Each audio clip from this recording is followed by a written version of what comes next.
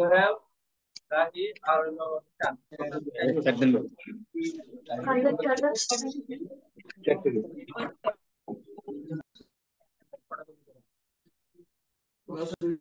তাদের কাছে কপি আসবে বাট পাইনি, ঠিক আছে। এখন একটা কাজ করতে পারেন, এক্সট্রাক্টর থেকে কে কোন ফাইল করছেন সেটা খুঁজে বের করে সেটা রাখতে পারেন। তাহলে যার যারটা শেষে করে রাখুন, আর যারটা রাখা আছে তারটা তো রাখা আছে, সেগুলো দেখতে গেলে হয়তো আপনার করতে হবে। আর একটা কাজ হচ্ছে সবাই মিলা করে করবেন, অল্প কিছু আছে সবাই মিলা করে শেষ হয়ে যাবে। আদারওয়াইজ এসব একটা করবেন, একজন নাম বলবেন, বাকি সবাই মিলে খুঁজে বের করবেন, ফটো তুলতে পাঠাবেন, করবে, ঠিক আছে। দুই তিনটা ফাইল যেগুলো আছে ডিস্ট্রিবিউট করে নিয়ে বসেন, ঠিক আছে। একজনের নাম বলেন, যেটা যেটা পাবে ফটো তুলতে হবে, এটা দিবেন, কথা বুঝছেন। একটা কথা বলেন সবাই মিলে, অথবা এখান থেকে খুঁজে পাইতে কার কোনটা, যার যারটা সে রাখেন, এটা শেষ করে দিয়ে আজকে বেরোবেন। যাদের ডাক দিচ্ছি সবাই এটা শেষ করে দিয়ে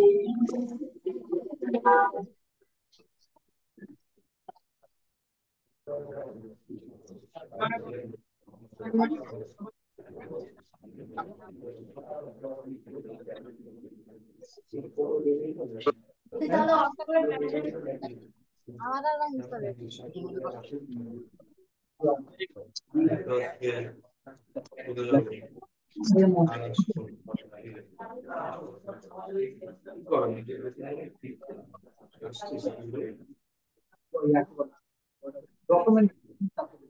না আসলে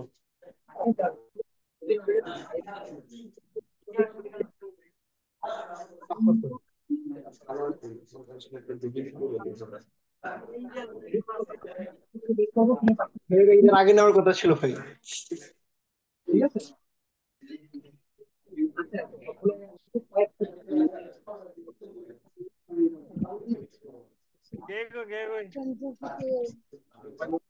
যারা এগুলো কাজগুলো করতো ওদের থেকে এগুলো কাজগুলো বুঝে নেবেন। ফার্মাসিউটিক্যালস এর যারা করছে ফার্মাসিউটিক্যালস, প্লাস্টিক যারা করছে, মোটামুটি ইনফরমেশন শেয়ার করে ফাইলে কাম হচ্ছে।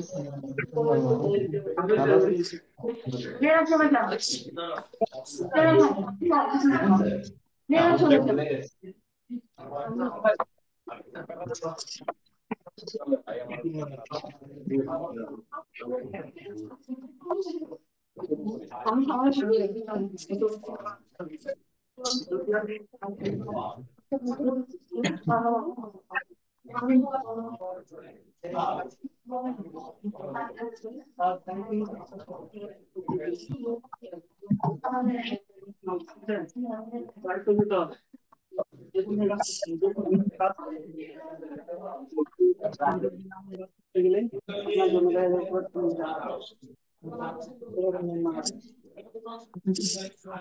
কথা বলছি না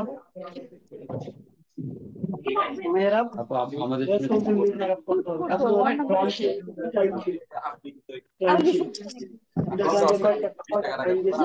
নিজে জানি আমার যেমন 20 টাকা রাখে 20 টাকা রাখে আমি জানি না। আসসালামু আলাইকুম। আপনারা কথা বন্ধ করলে আমি একটু কথা বলতে পারি? হ্যাঁ সবাই কাইন্ডলি একটু মিউট করবেন। ক্লাস করতে পারি বা হ্যালো,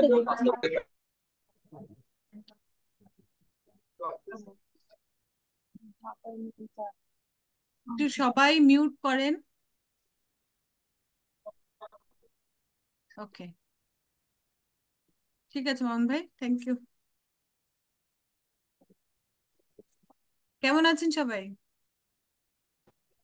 আলহামদুলিল্লাহ ভালো আছি। ম্যাডাম আপনি কেমন আছেন? ভালো। আলহামদুলিল্লাহ আলহামদুলিল্লাহ। তো আমরা তো আজকে 1.5 ঘন্টার ক্লাস, মানে একটা ক্লাস। সো আমি প্রথমেই একটু, যেহেতু লাস্ট ক্লাসেই বলে দিয়েছি ক্লাসের রুলসটা, প্রথমেই হচ্ছে চ্যাপ্টার 1-এর যদি কোনো কোশ্চেন থাকে সেটা আগে আমি অ্যান্সার করব। একটু দেখেন কার কি কোশ্চেন আছে, আর ইন দ্য মিন টাইম অন্যরা জয়েন করুক, আমরা চ্যাপ্টার 2টা শুরু করব, ঠিক আছে? চ্যাট বক্সে লিখতে পারেন, এমনিতেও কোশ্চেন করতে পারেন। সো একটু দেখেন কোনো কোশ্চেন আছে কিনা, দেন আমরা হচ্ছে চ্যাপ্টার 2-তে যাবো ইনশাল্লাহ।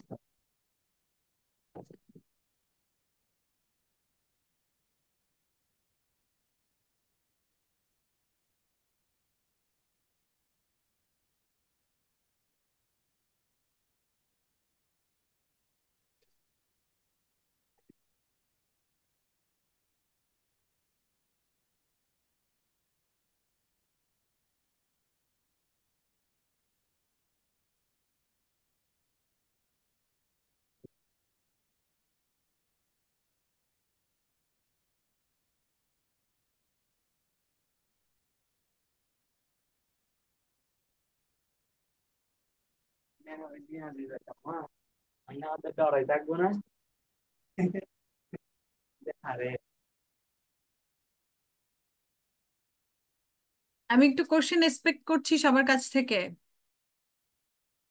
আপনারা কি চ্যাপ্টার 1টা গো থ্রু করেছিলেন লাস্ট ক্লাস হওয়ার পরে, বা ইন দ্য মিন টাইম আর সুযোগ পেয়েছেন? মাজিদুল, ভিডিও অফ করে রাখতে পারেন, নট নেসেসারি ভিডিও অন করতে হবে, ওকে?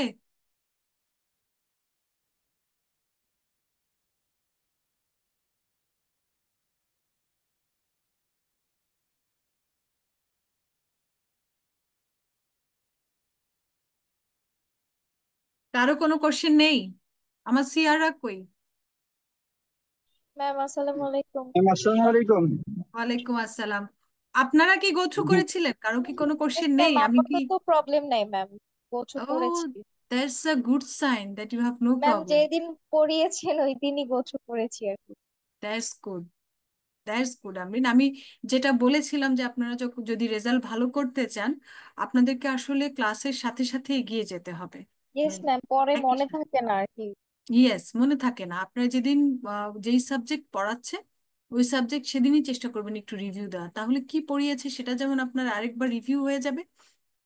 আর তারপর হচ্ছে আর যদি কোনো কোশ্চেন থাকে সেটাও আপনাদের হচ্ছে সলভ হয়ে যাবে, ঠিক আছে? সো এটা একটা গুড মানে ইয়া হবে, অ্যাচিভমেন্ট হবে যদি আপনি দিনের পড়াটা দিনে শেষ করতে পারেন। আর দেখবেন যে পড়াটা যখন গো থ্রু করবেন, প্রবলেম থাকলে পাশে দিয়ে লিখে রাখেন, পরের ক্লাসে তো আমি আছি অ্যান্সার করার জন্য। সো অসুবিধা হওয়ার কথা না আর কি। সো আপুর মতো আর কে কে রিভিউ দিয়েছিলেন যেদিন পড়িয়েছিলাম লাস্ট ক্লাস সেদিনই?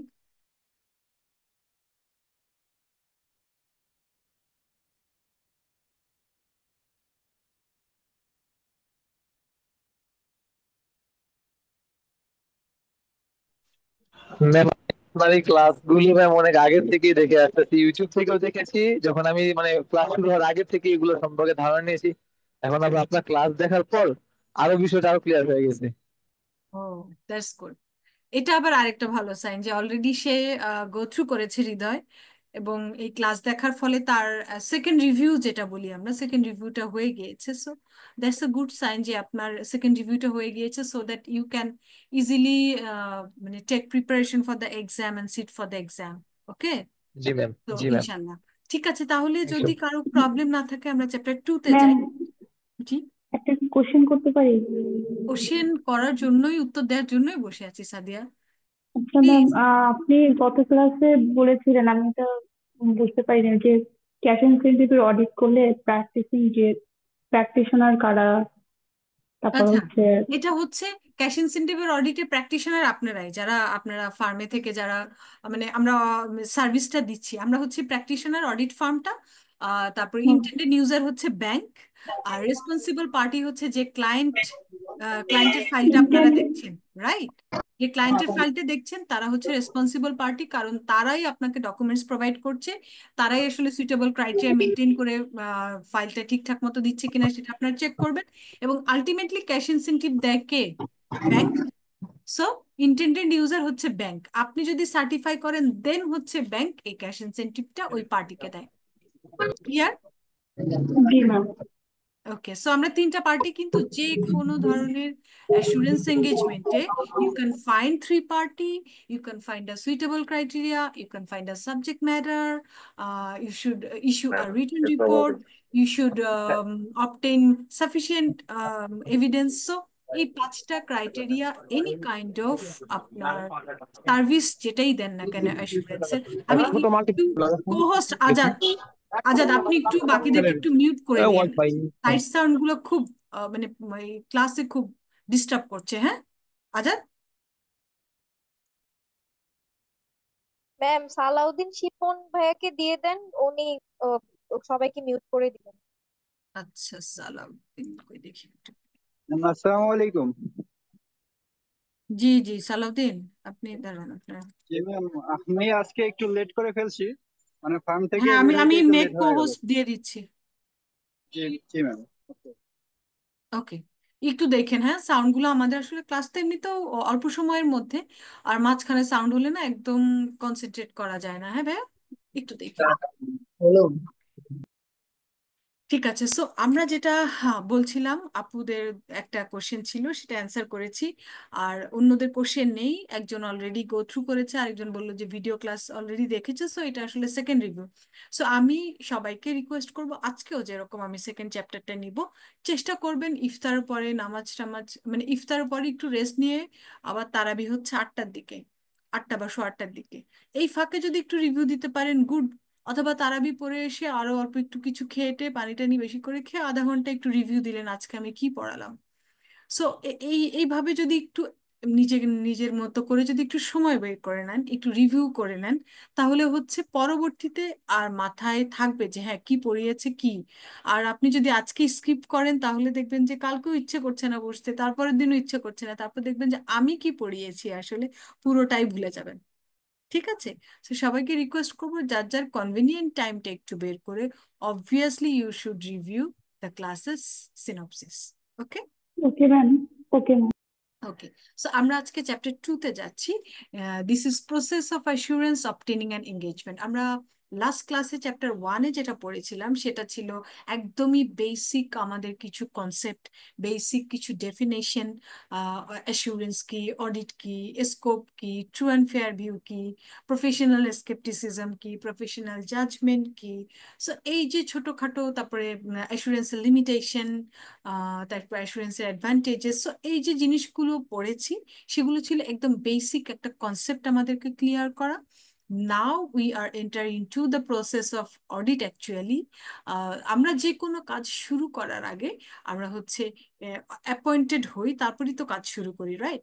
আর কাজ শুরু করার সময় আমাদের ফার্ম থেকে আমাদেরকে এঙ্গেজ করে ভায়া অ্যান এঙ্গেজমেন্ট লেটার, যেটা কিনা 210 ইন্টারন্যাশনাল স্ট্যান্ডার্ড অফ অডিটিং আইসার 210-তে এই জিনিসটার কথা বলা আছে যে আমাদেরকে অবশ্যই এঙ্গেজমেন্ট লেটার দিয়ে আমাদেরকে অডিটটা শুরু করতে হবে ফর্মাল প্রসেসে।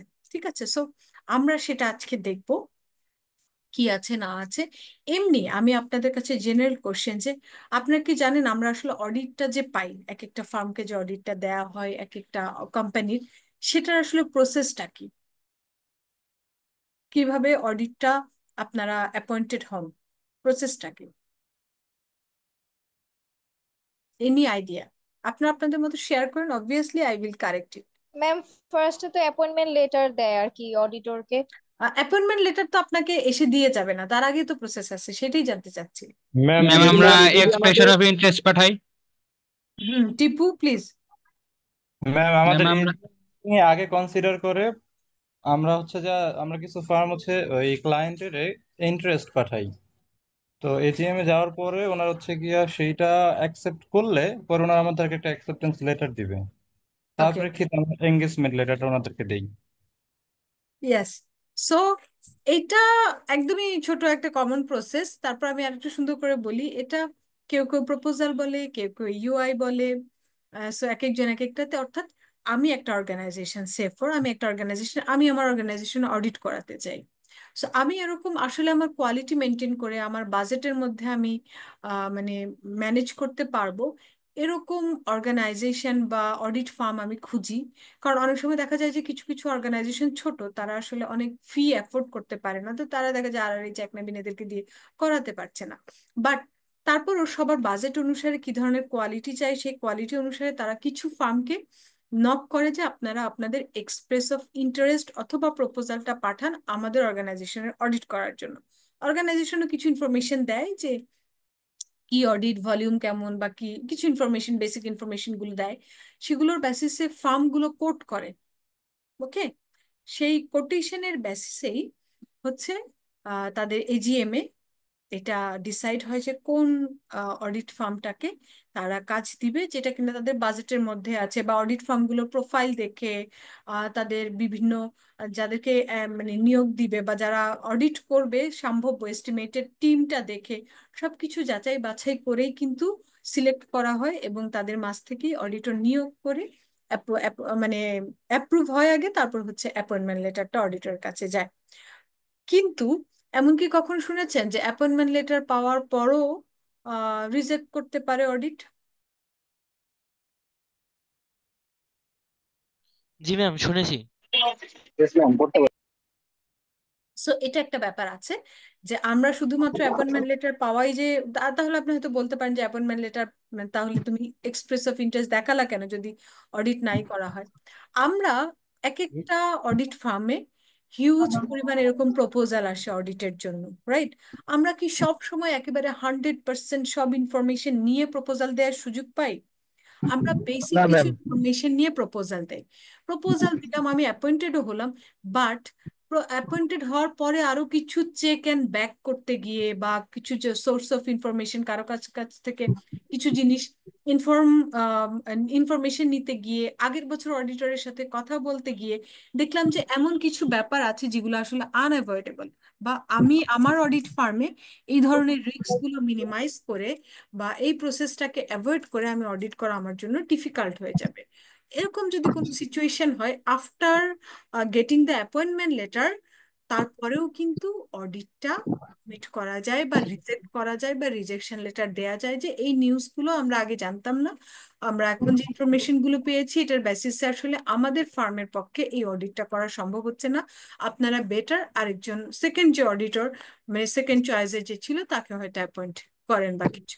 তো এটা হয়, খুব যে অহরহ তা না, একটু রেয়ার, বাট এই ধরনের ঘটনা আছে, ঘটে যে অ্যাপয়েন্টমেন্ট লেটার পাওয়ার পরেও অডিটটা করা হয় না ওভাবে।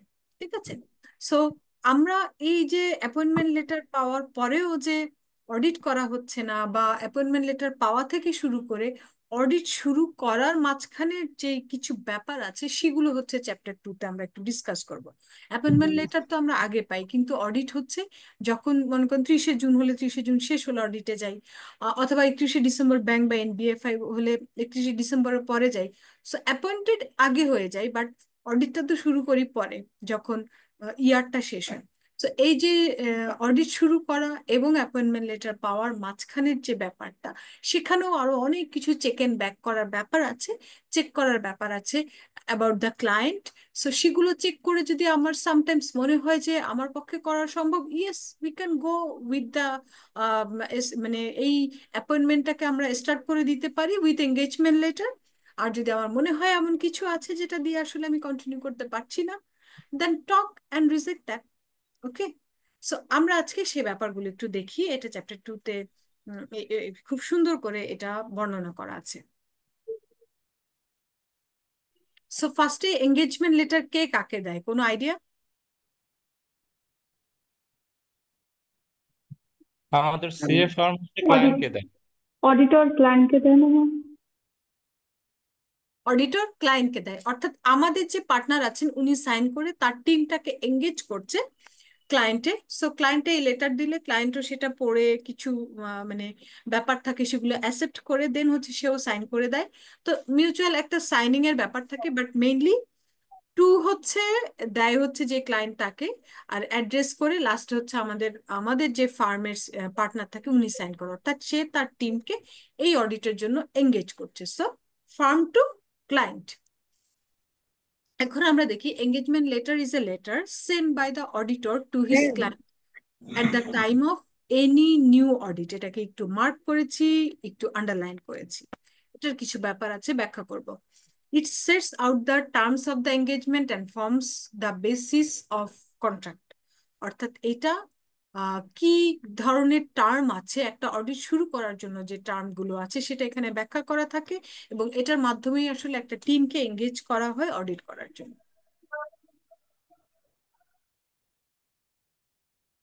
সো অ্যাপয়েন্টমেন্ট কনসিডারেশন একটা ব্যাপার আছে। অ্যাপয়েন্টমেন্ট কনসিডারেশনটা কি? অ্যাপয়েন্টমেন্ট তো আমি পেয়ে গেলাম, তারপরেও কিছু ব্যাপার আছে যেগুলো আমাকে কনসিডার করতে হয়। ধরেন একটা ব্যাংক অডিট আমি করব, আমি একটা ব্যাংক অডিট পেয়েছি। সো এই ব্যাংক অডিটে নর্মালি যদি সরকারি ব্যাংক হয় 30-60টা ব্রাঞ্চ অডিট করতে হয়। কয়টা? 30-60টা। একটা অডিটর না, দুইটা অডিট ফার্ম নিয়োগ দেয়। তো এক একটা অডিট ফার্মের ভাগে 30টা ব্রাঞ্চ পড়ছে, এক একটা ব্রাঞ্চে মিনিমাম 2-3% আপনাকে নিয়োগ দিতে হবে। তো 2-3 হলে আপনি 30টা ব্রাঞ্চে কত, হয়তো এট এ টাইমে না, বা এট এ টাইমে হয়তো সবগুলো ব্রাঞ্চ একসাথে শুরু করে না, বাট 10টা 11টা 12টা শুরু করে দিতে হয়। মনে করেন আমি 12টাই শুরু করলো এট এ টাইমে, 12 3 12 36। তারপরে হেড অফিসে একটা 8-10 জনের বিশাল টিম বসতে হয়। তার মানে কি এতে 50%। ম্যাডামরা দেন, সামনে দিব, ম্যাডাম সুন্দর কম না। হুম। ওকে, সো যেটা বলছিলাম যে আমার অ্যাট এ টাইমে 50%-এর একটা অ্যারেঞ্জমেন্ট থাকতে হয়, একদম মিনিমাম। একটা ব্যাংক অডিট শুরু করতে অ্যাট এ টাইমে 50 স্টুডেন্টের একটা রিকোয়ারমেন্ট থাকে। If you don't have that much student, 500 টাকা দেন, আপনার ফার্মটা যে কোনো যদি একজন। ছোট হয়, সায়েম প্লিজ। সো আপনার ফার্মটা যদি ছোট হয়, বেশি ডিস্টার্ব করলে সারাদিন আপনি ওয়েটিং রুমে পাঠাই দেন। সো ওকে আমাদের ম্যাম। যদি ফার্মটা ছোট হয়, আমরা দেখা যায় যে এত স্টুডেন্ট অ্যাট এ টাইম থাকে না। আর আপনি অ্যাট এ টাইমে এতগুলো স্টুডেন্টকে এক জায়গায় এঙ্গেজ করলে আপনার কি আর কোনো অডিট নাই, আর কোনো কাজ নেই? সেগুলো তাহলে কিভাবে উঠবে? সো আমি অনেক কিছুই আমাকে বিবেচনা করতে হয়। আমি হয়তো অনেক সময় হয় না যে আমার ক্যাপাসিটি ক্যাপাবিলিটি কতটুকু আছে, আমি সেটা যাচাই বাছাই পুরোপুরি না করেই কিন্তু ও, মানে অ্যাপয়েন্টমেন্টের জন্য আমি মানে ইউআই পাঠিয়ে দিয়েছি।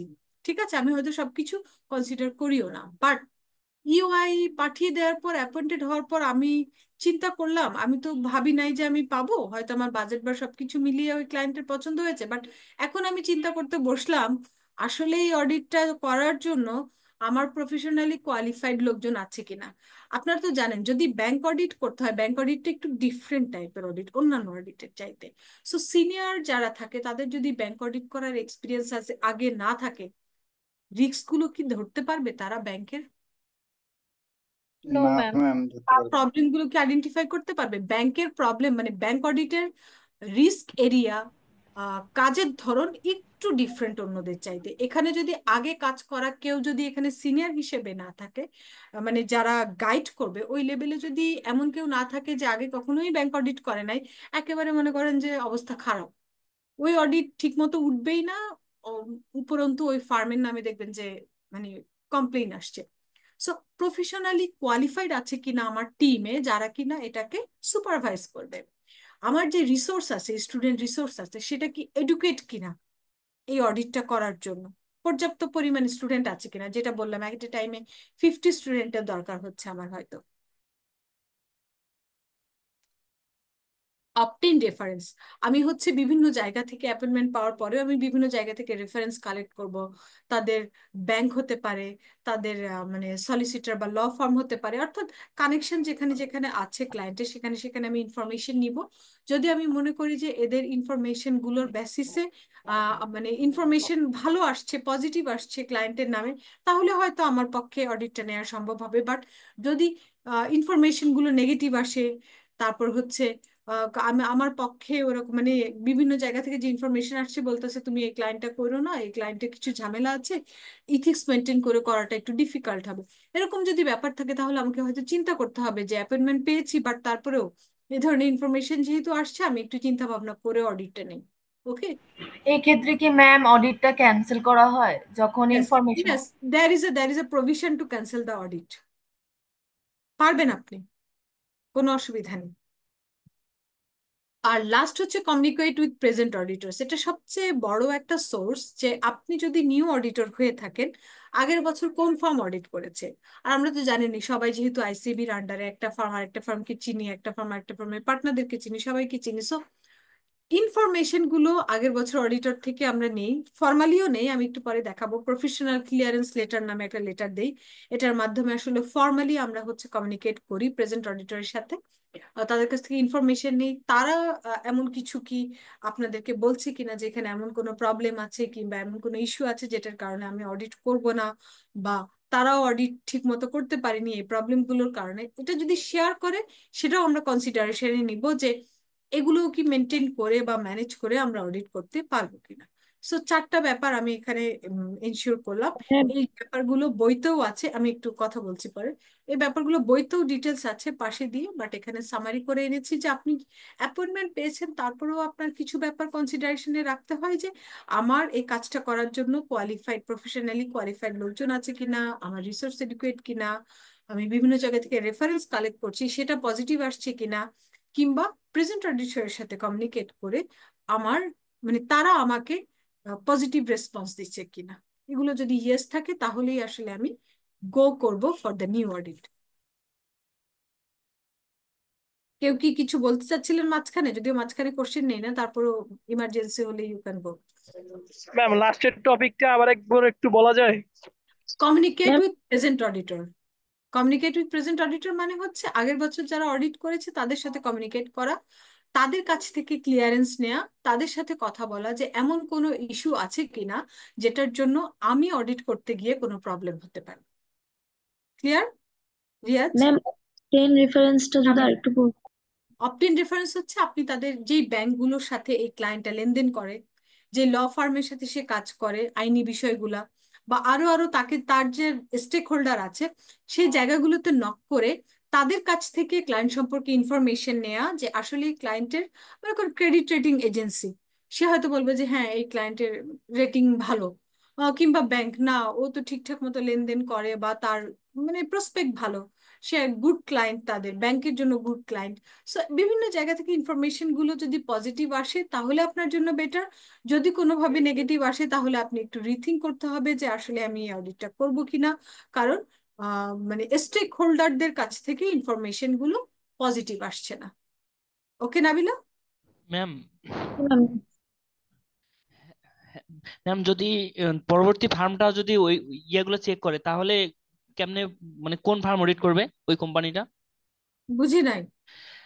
ম্যাম মানে প্রথম ফার্মটা তো ক্যান্সেল করলো, পরবর্তী ফার্মটাও তো সবকিছু চেক করবে আর কি, চেক করার পর মানে অডিটটা নিবে, সেক্ষেত্রে এরকম হয় না, ঠিক আছে?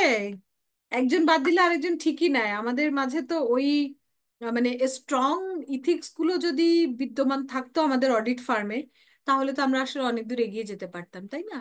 লো বলিং হতো না, ফিটা ভালো থাকতো, সবাই মিলে ভালো ফিতে অডিট করতে পারতাম।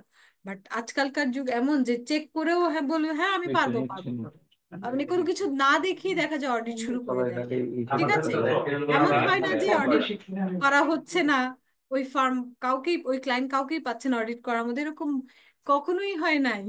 ঠিক আছে, সো অডিট হয়, বাট যারা ভালো ফার্ম বা যারা আসলে ইথিক্স মেনটেন করে, কমপ্লায়েন্স মেনটেন করে, তারা চেক করে। সবাই আসলে না, যেটা করা উচিত আসলে সবাই সেটা করে না। Got it Pushpa? G ma'am. Okay, so মাঝখানে আমি আর কোশ্চেন নিচ্ছি না, আমাকে আগে চ্যাপ্টারটা একটু শেষ করতে দেন, তারপর আমি বাকি কোশ্চেন গুলো আপনাদের নেব। টিপু কোনো কিছু জানার থাকলে মেসেজ করতে পারেন চ্যাট বক্সে। আমি এখন যেটা ডিসকাস করবো that is risk factor consideration, অর্থাৎ আমরা অডিট যে করতে যাব, আমরা তো অ্যাপয়েন্টমেন্ট পেয়েছি, বাট ওই ক্লায়েন্ট সম্পর্কে আমি এখন জানছি, ওই ক্লায়েন্ট সম্পর্কে বিভিন্ন ইনফরমেশন নিচ্ছি, আমি একটু জানার চেষ্টা করছি। সো ওই ক্লায়েন্ট সম্পর্কে যদি জানতে চাই তাহলে আমাকে কিছু রিস্ক ফ্যাক্টর আছে ওই ক্লায়েন্টের, সেগুলো সম্পর্কে একটু জানতে হবে। সেই রিস্ক গুলো কতটুকু আমার ক্লায়েন্টের মানে ফাইন্যান্সিয়াল স্টেটমেন্টে ইম্প্যাক্ট ফেলবে সেটাও আমাদেরকে একটু ঠিকঠাক মতো জানতে হবে। ঠিক আছে?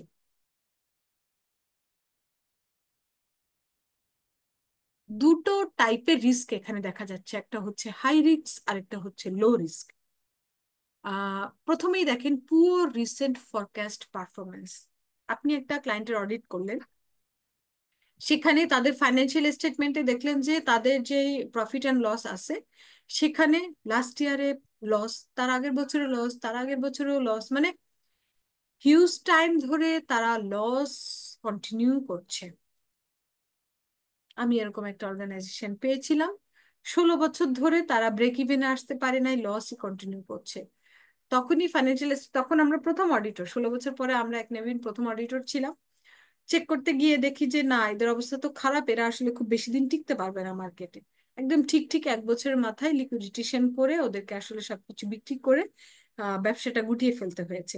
সো এরকম যদি আপনার ওই মানে প্রফেশনাল জাজমেন্টের জায়গা থেকে আপনি যদি চিন্তা করেন, আপনি যদি খোঁজ খবর নেন ক্লায়েন্ট সম্পর্কে, তাদের যদি দেখেন যে অনেক আগ থেকেই তাদের পারফরমেন্স অনেক খারাপ, সরি, সো পারফরমেন্স অনেক খারাপ, তাহলে দেখা যাচ্ছে যে ওই অডিট মানে করাটা আপনার জন্য একটু রিস্ক হয়ে যাবে। ওকে, অর্থাৎ আপনি একটু হাই রিস্কে পড়বেন ওই অডিট করার ক্ষেত্রে, কারণ তার এত বছর ধরে কেন সে প্রফিটে আসতে পারছে না, কি প্রবলেম, সেটা আপনাকে অবশ্যই আইডেন্টিফাই করতে হবে আপনার অডিটে। সো আপনি যদি ঠিকমতো আইডেন্টিফাই করতে না পারেন, কোনো একটা যদি মেজর মিস্টেক রয়ে যায়, তাহলে দেখা যাবে যে এটা নিয়ে আরো মানে ঝামেলা হতে পারে পরবর্তীতে। সো কোনো ক্লায়েন্টের অ্যাপয়েন্টমেন্ট পাওয়ার পরে আপনি যদি ইনফরমেশন নিয়ে দেখেন তার এ ধরনের পারফরমেন্স অনেক আগ থেকেই তার নেগেটিভ পারফরমেন্স বা লসে আছে, তাহলে অবশ্যই ওই ক্লায়েন্টটা আপনার জন্য একটা high risk client. Clear? Lack of finance. Lack of finance কি? আপনি যে কোনো ফাইন্যান্সিয়াল স্টেটমেন্ট ক্লায়েন্টের দেখলে দেখবেন লোন আছে, long term loan, short term loan, isn't it? আছে কিনা লোন? লোন কিন্তু একটা গুড সাইন। গুড সাইন কোন অর্থে? ব্যাংক আপনাকে লোন দেয় তখনই যদি আপনার কাগজপত্র সব ওকে থাকে, ইজেন্ট ইট? তাই না? আপনার কাগজপত্র ঠিক থাকলে, আপনার কমপ্লায়েন্স ঠিক থাকলে তখনই ব্যাংক লোন দেয়। আর যদি দেখেন ব্যাংকের লোন দিচ্ছে না, তারা নিজেদের ক্যাপিটাল নিয়ে কাজ করছে বা হিমশিমও খাচ্ছে কিন্তু ব্যাংকের লোন পাচ্ছে না, that's a high risk point. কারণ লোন পাচ্ছে না মানে হচ্ছে তাকে লোন দিচ্ছে না, তার মানে তার কাগজপত্রে, তার প্রসেসে এমন কোনো ঝামেলা আছে বা তার বন্ধক দেওয়ার মতো এ ধরনের কোনো অ্যাসেট হয়তো নাই যার কারণে সে লোন পাচ্ছে না। সো তাকে যখন অডিট করতে যাবেন, এই পয়েন্টটা আপনার জন্য একটা হাই রিস্ক পয়েন্ট কিনা বলেন? আপনাকে তখন কারণ খুঁজতে হবে সে আসলে কেন ব্যাংক তাকে লোন দেয় নাই, সে কি লোন অ্যাপ্রোচ করেছিল কিনা, কি প্রবলেমের কারণে সে লোন পায় নাই, কোথায় তার কি প্রবলেম আছে। ঠিক আছে? সিস্টেমে প্রবলেম নাকি তার কমপ্লায়েন্সের কোনো জায়গায় অসুবিধা আছে। সো এগুলো আমাদেরকে অডিটে দেখতে হবে। Significant control weakness. কোন একটা অর্গানাইজেশন অডিট করবেন তার আগেই যদি খোঁজ খবর নিয়ে দেখেন এদের কন্ট্রোল সিস্টেমের অবস্থা মারাত্মক খারাপ, that is a high risk point for you obviously. কিভাবে? কারণ কন্ট্রোল উইক মানে হচ্ছে সেই উইকনেস থেকে যেটাই আপনার প্রডিউস হোক না কেন, যে ইনফরমেশনই আপনার বের হোক না কেন, অবশ্যই সেটাতে প্রবলেম থাকবে, রাইট? সো ল্যাক মানে সিগনিফিকেন্ট কন্ট্রোল উইকনেস থাকলে সেটা একটা অডিটরের জন্য risky point. Clear? Fourth number হচ্ছে lack of finance director. Lack of finance director মানে হচ্ছে কি, যে আমি একটা অর্গানাইজেশনে যখন অডিট করছি, ডেফিনেটলি ওই অর্গানাইজেশনে আপনার হচ্ছে একটা সেট আপ থাকবে, একটা গুড মানে ফাইন্যান্স টিম থাকবে।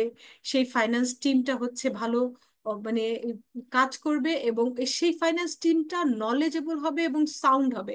দেখেন সবগুলো অর্গানাইজেশনে কেন এভাবে সিইও, সিএফও, এভাবে চার্টার্ড অ্যাকাউন্টেন্টদেরকে নিয়োগ দেওয়া হয় বা ভালো ভালো প্রফেশনালদেরকে নিয়োগ দেওয়া হয়?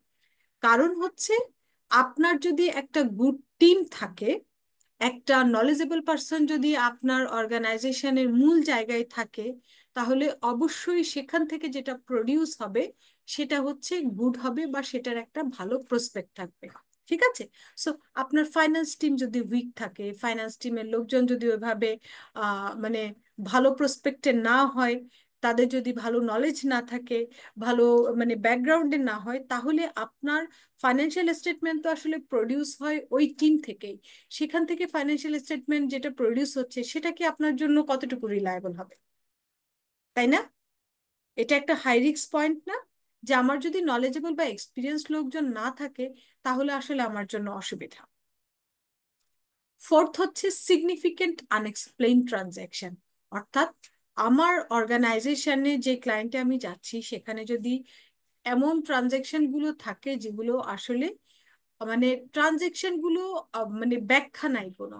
আমরা তো জানি আমরা যখন অডিট করছি তখন আমাদের অডিটের ট্রানজেকশন যেগুলো থাকে প্রত্যেকটা নোট থাকে, নোটস টু দ্য ফাইন্যান্সিয়াল স্টেটমেন্টেরও ডিটেলস থাকে।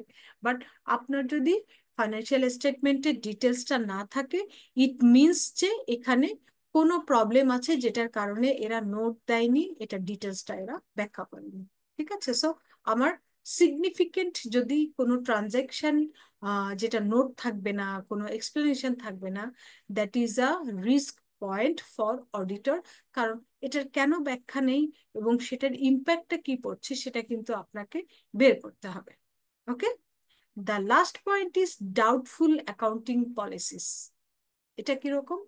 অ্যাকাউন্টিং পলিসি যদি ঠিক মতো ক্লিয়ার না হয়, অ্যাকাউন্টিং পলিসি যদি আমার আইএস আইএফআরএস অনুসারে ঠিক মতো অ্যালাইন না হয়, সেটা আমার জন্য প্রবলেম।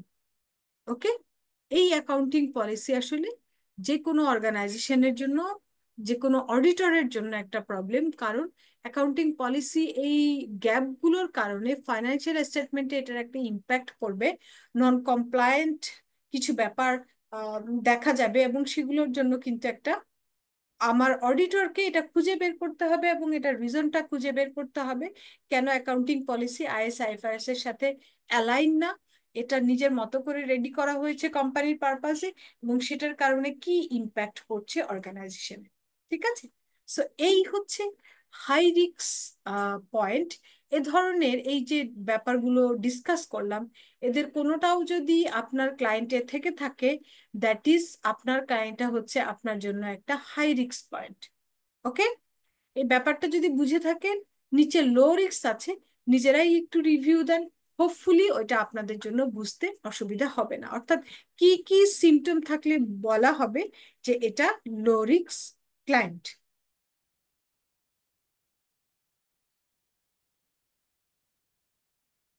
একটু নিজেরাই একটু দেখেন।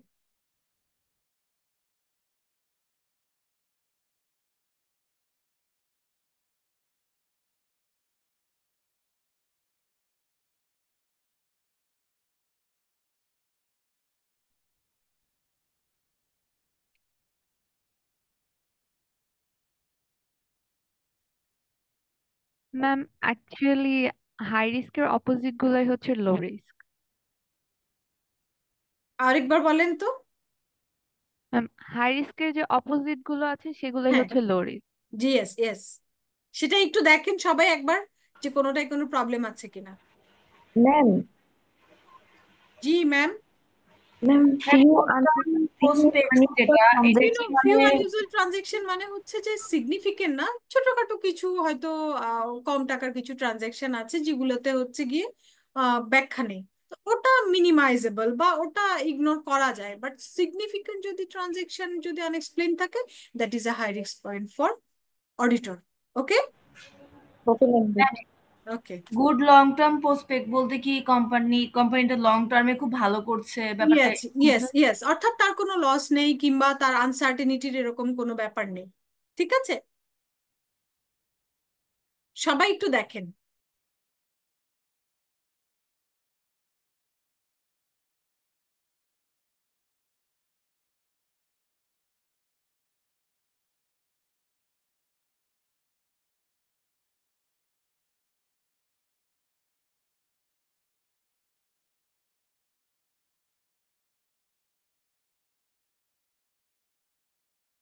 একটু দেখেন আর কারো কোনো কোশ্চেন আছে কিনা।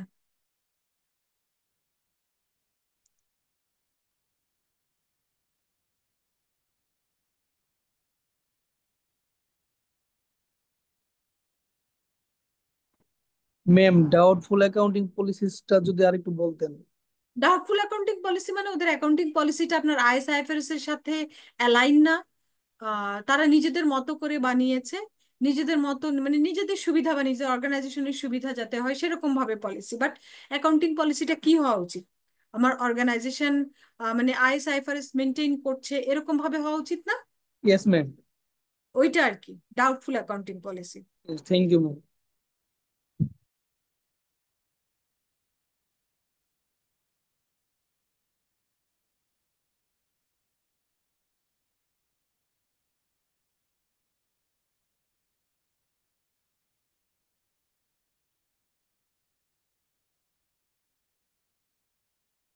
So clear risk factor.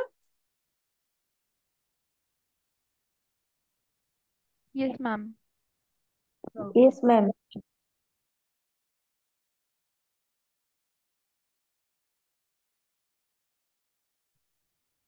এটা হচ্ছে sources of information about new client. অর্থাৎ আমি তো একটা ক্লায়েন্টের অডিট পেয়েছি, অ্যাপয়েন্টমেন্ট লেটার পেয়েছি, অডিট করব, তার ইনফরমেশনের জন্য সোর্স কি কি, অর্থাৎ আমার নিউ ক্লায়েন্টের ইনফরমেশন যদি আমি চাই, আমি কার কার কাছ থেকে কিভাবে ইনফরমেশন গুলো পেতে পারি। সেই সোর্সগুলো নিয়ে আমরা একটু ডিসকাস করি। প্রথমেই হচ্ছে ইনকোয়ারিজ অফ আদার সোর্সেস, অর্থাৎ ওই যে যেটা বলছিলাম যে অবটেন রেফারেন্স, যে ব্যাংকার, সলিসিটর কারা আছে, কে আছে, সেগুলো একটু আপনারা যখন ইনফরমেশন গুলো নিবেন, ইনকোয়ারি করবেন, তখনই আসলে ওদের কাছ থেকে ক্লায়েন্টের একটা গুড মানে ইনফরমেশন পেয়ে যাবেন। কারণ ব্যাংক, সলিসিটর এরা আসলে আপনার মানে যেহেতু সমস্ত লিগাল পেপারস বা সবকিছু এদের কাছে জমা দেওয়া হয়, এরা কোম্পানি সম্পর্কে বেশ ভালো ইনফরমেশন রাখে।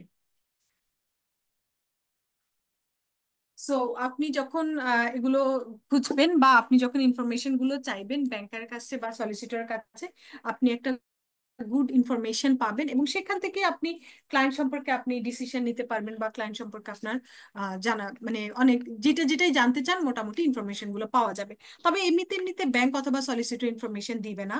অবভিয়াসলি আপনাকে হচ্ছে অ্যাপয়েন্টমেন্ট লেটারটা দেখাতে হবে যে দেখেন আমি এই ক্লায়েন্টের অ্যাপয়েন্টমেন্ট লেটার পেয়েছি, সো আমি হচ্ছে এখন মানে ওই অ্যাপয়েন্টমেন্ট লেটারের মানে বদলতেই আর কি আমি অডিটর হিসেবে আপনাদের কাছ থেকে ইনফরমেশন গুলো জানতে চাচ্ছি।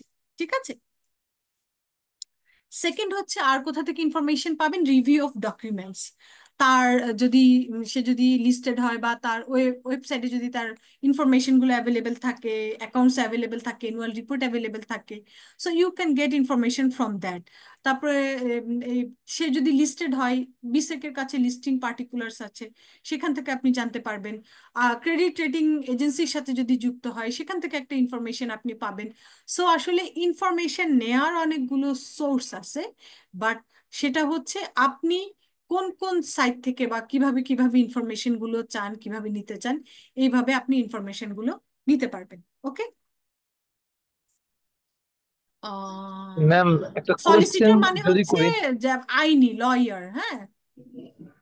তারপরে ম্যাম হচ্ছে এই আরেকটা হচ্ছে প্রিভিয়াস অ্যাকাউন্টেন্ট বা অডিটর। এটা অলরেডি আমি বলেছি যে প্রিভিয়াস অ্যাকাউন্টেন্ট বা অডিটরের কাছ থেকে ইনফরমেশন ইজিলি পাওয়া যায়, বা তাদের সাথে যোগাযোগ করা হলে সেই ইনফরমেশন গুলো আপনার হচ্ছে আপনি পেয়ে যাবেন।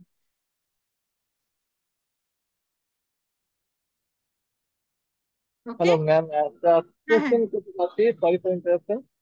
বুঝি নাই হৃদয়। ম্যাম একটা কোয়েশ্চেন করতে চাচ্ছিলাম আর কি ক্লাসের মাঝে। জি বলেন।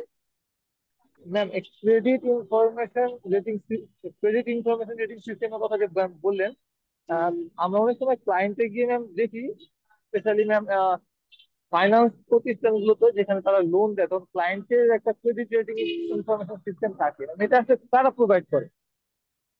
আমি আপনার কথা ক্লিয়ার বোঝা যাচ্ছে না, আরেকবার। ম্যাম এই ক্রেডিট রেটিং ইনফরমেশন সিস্টেম হুম হুম। এটা আসলে তারা প্রোভাইড করে। ক্রেডিট রেটিং এজেন্সি আছে বাংলাদেশে অনেকগুলো, হ্যাঁ। ম্যাম রিনাউন্ড কিছু ক্রেডিট রেটিং এজেন্সি আছে, তারা আপনার ইনফরমেশন গুলো নেয়, তারা আপনার মানে প্রসপেক্ট লোন এগুলো সব যাচাই বাছাই করে যে আপনি আসলে কেমন পেমেন্টের দিক থেকে কেমন, ব্যাংকের সাথে কথা বলে।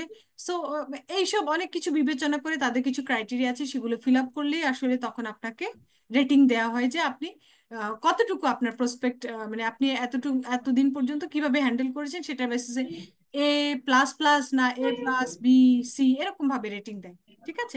এই এটা কি ম্যাম প্রতিষ্ঠান কি ম্যাম এই এজেন্সির কাছে যায় নাকি ওই পার্টিকুলার কোনো না, ব্যক্তি? এজেন্সির কাছে যায় প্রতিষ্ঠান, কারণ তার কিছু জায়গায় ম্যাম এটা রেটিং কি এর সিএ দরকার হয়। ফার্মের মতো ম্যাম? এটা কিছুটা সিএ হ্যাঁ হ্যাঁ ফার্মের হ্যাঁ, মতো না? জি জি জি। ওকে, ঠিক আছে, আমরা আর এই জায়গায় আর কোশ্চেন আর একটু পরে নেই, শেষ করি এটা। প্রিভিয়াস অ্যাকাউন্টেন্ট বা অডিটর, এটা অলরেডি বলেছি যে সোর্সেস অফ ইনফরমেশন যদি নিউ ক্লায়েন্টের আমরা প্রিভিয়াস অ্যাকাউন্টেন্ট বা অডিটরের কাছ থেকে পেয়ে থাকি। আর লাস্টলি হচ্ছে review of rules and standard, specific laws and standard that relate to industry, অর্থাৎ সে যে ইন্ডাস্ট্রিতে আছে সেই ইন্ডাস্ট্রির যে রুলস রেগুলেশন গুলো সে মেনটেন করে, সে আসলে মেনটেন করছে কিনা, সেই ইন্ডাস্ট্রির অন্যান্য কাছ মানে ইনফরমেশন গুলো ইন্ডাস্ট্রির অন্যান্যদের কাছ থেকেও পাওয়া যায়। আবার দেখেন যেমন এনজিওবির কাছে আপনি ইনফরমেশন গুলো পাবেন। আপনি যদি ব্যাংক হয়, বাংলাদেশ ব্যাংকের কাছে তার ইনফরমেশন গুলো অ্যাভেলেবেল থাকতে পারে। তারপরে আপনি হচ্ছে ম্যানুফ্যাকচারিং হলে আপনার হচ্ছে বিজিএমইর সাথে যদি আপনার ওই ওই লেনদেনগুলো বা ওখানে রিপোর্ট করতে হয়, সো তার কাছ থেকে ইনফরমেশন গুলো পাবেন। সো এই ধরনের যার সাথে লিঙ্ক আপ সেই জায়গাগুলোতে নক করা হলে অবশ্যই আপনার অ্যাপয়েন্টমেন্ট লেটার দেখালে আপনি ক্লায়েন্ট সম্পর্কে ইনফরমেশন গুলো ইজিলি পেয়ে যাবেন। ঠিক আছে।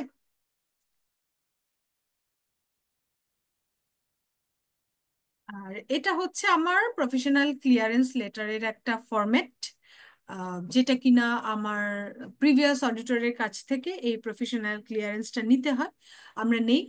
তো সেটার ফরম্যাট এরকম, একটু পরে দেখেন যে আপনাদের কাছে ছোট জিনিসটা ছোট, বাট এটা থেকেই আসলে আগের বছর অডিটর যে থাকে সে আপনাদের কে ইনফর্ম করে যে এমন কোনো ইস্যু আছে কিনা যেটাতে তুমি আসলে অডিট করতে পারবা কি পারবা না। ঠিক আছে, একটু দেখেন।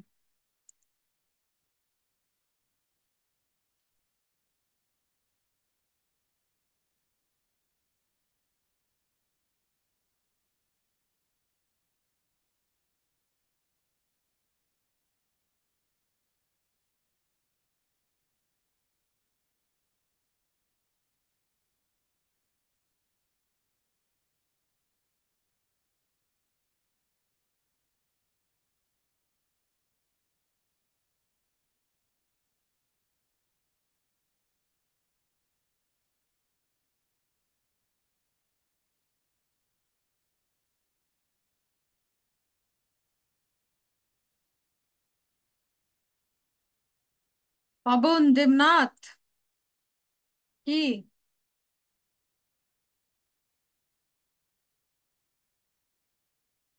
ওকে, সো আমরা কি একটু পড়ছি যে লেটার যেটা আমরা যখনই আপনি অ্যাপয়েন্টমেন্ট লেটার পাবেন, আপনি এ ধরনের একটা প্রফেশনাল ক্লিয়ারেন্স লেটার দিবেন আগের বছরের অডিটরকে।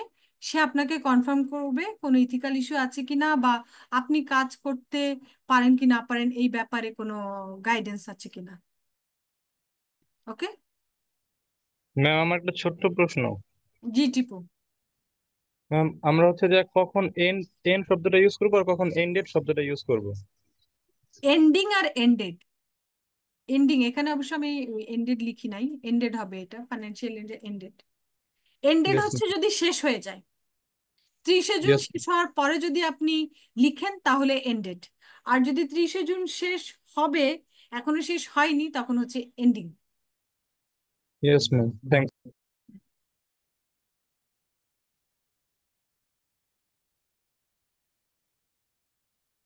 ওকে, সো প্রফেশনাল ক্লিয়ারেন্স লেটারের একটা ফরম্যাট দেখেছেন, কোনো কিছু জানার আছে?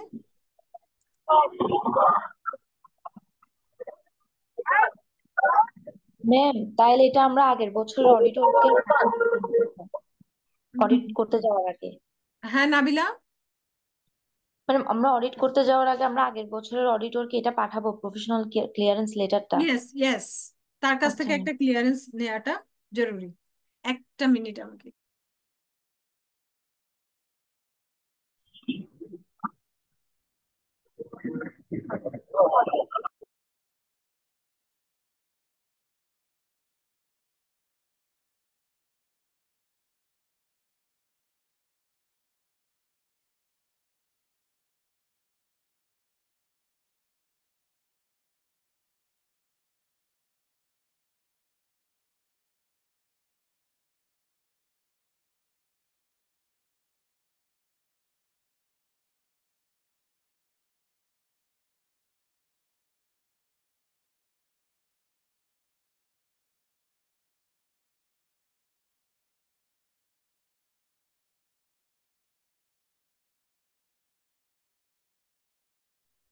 সরি।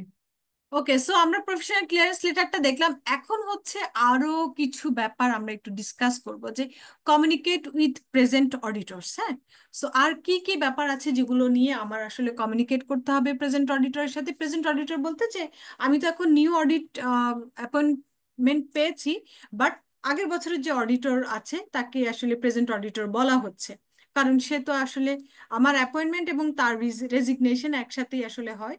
সো তার আগ পর্যন্ত তো সে অডিট করেছে, এই জন্য এই ওয়ার্ডটা ইউজ করা। সো কি চেক করতে হবে একটু যদি দেখি, prospective auditor should sick the prospective clients permission to contact the previous auditor. একটু আগে যে লেটারটা দেখেছিলাম প্রফেশনাল ক্লিয়ারেন্স লেটার, এটা ফর্মাল ওয়ে কি, আপনি ক্লায়েন্টের সাথে যোগাযোগ করবেন, এবিসিডি ক্লায়েন্ট আপনার, যে আপনার আগের বছর অডিটর কে ছিল, কন্ট্যাক্ট পার্সন কে ছিল, মেইল আইডি ফোন নাম্বার কিছু আছে কিনা। অবভিয়াসলি তাদের কাছ থেকে ওই ইনফরমেশনটা নিয়ে তারপর হচ্ছে ওই অডিটরকে কল করে এই লেটারটা দিতে হয়। This is the formal way. But কোনো যদি প্রবলেম থাকে ক্লায়েন্টের সাথে, আগের বছর অডিটরের কোনো একটা বিষয় নিয়ে হয়তো ঝামেলা হলো, সে তখন এই এই কন্ট্যাক্টটা আপনাকে দিতে চাইবে না। তো দিতে না চাইলে তো আসলে কেন দিতে চায় নাই সেটা কি আপনি জানা উচিত না? যে নিশ্চয়ই কোনো প্রবলেম আছে, আদারওয়াইজ আগের বছর অডিটর ইনফরমেশন দিতে ক্লায়েন্টের প্রবলেমটা কোথায়? অবশ্যই কিছু আছে। সো এটা একটু আপনি অডিটর হিসেবে, আপনি যেহেতু নিউ অ্যাপয়েন্টেড হয়েছেন, নিউ অ্যাপয়েন্টেড অডিটর হিসেবে আপনাকে একটু থিঙ্ক করতে হবে যে হোয়াট ইজ দ্য প্রবলেম বা what is the issue not sharing the information. সেটা যদি না শেয়ার করে থাকে, অবশ্যই সেটাকে যাচাই করবেন যে কেন শেয়ার করছে না বা কি প্রবলেম আছে। আর এটা শেয়ার করা যদি না করে, আরেকটা ওয়ে তো আছে, সেটা হচ্ছে আইসিএবির আন্ডারে তো আমরা আসলে সব অডিটরকে সবাই চিনি। সো আসলে আপনাকে সোজাসুজি আপনি হয়তো ভাত খাওয়ার দরকার ছিল, বাট যেহেতু ক্লায়েন্ট কোঅপারেট করছে না, আপনি ঘুরিয়ে খাবেন, আপনি তো চিনেনি। অবশ্য আমাদের আইসিবির এখানে ওয়েবসাইটে সব ফার্মের অ্যাড্রেস, পার্টনারদের নাম, ফোন নাম্বার, অনেক কিছুই দেয়া থাকে। So you can call from that directly and solve the issue and issue the professional clearance letter. এবং এটাও হয়তো বলতে পারবেন যে ক্লায়েন্ট আপনাদের কিন্তু ইনফরমেশন দিতে চায়নি, কোনো এমন কোনো ব্যাপার আছে কিনা আপনি এই লেটারের মাধ্যমেও আমাদেরকে জানাতে পারেন। ওকে, সো এটাই এখানে বলা হয়েছে। একটু নিজেরা পড়ে দেখেন। আমি আগে নিজের মতো করে বললাম so that you can grab it easily. এখন নিজেরা একটু পড়ে দেখেন যে আমি যে কথাটা বলেছি এটা এখানে আপনারা বুঝতে পারছেন কিনা।